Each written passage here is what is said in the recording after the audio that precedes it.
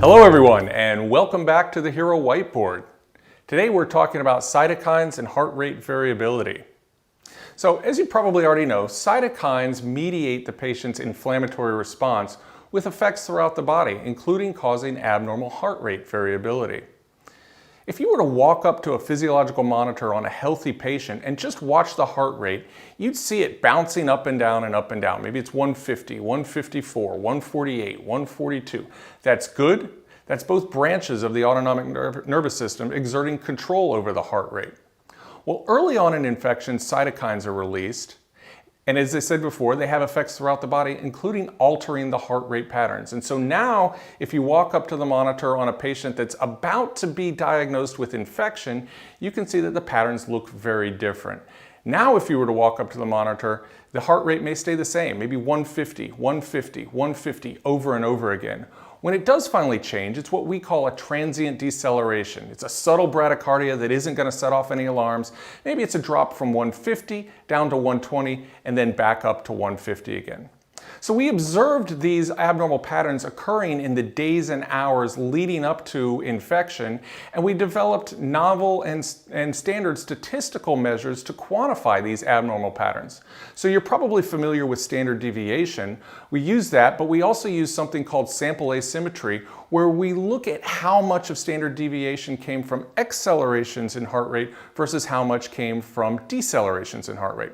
We also look at something called sample entropy, which is a measure of repeated patterns in the patient's heart rate, and it tells us what the regularity is and how much chaos there is in the patient's heart rate pattern.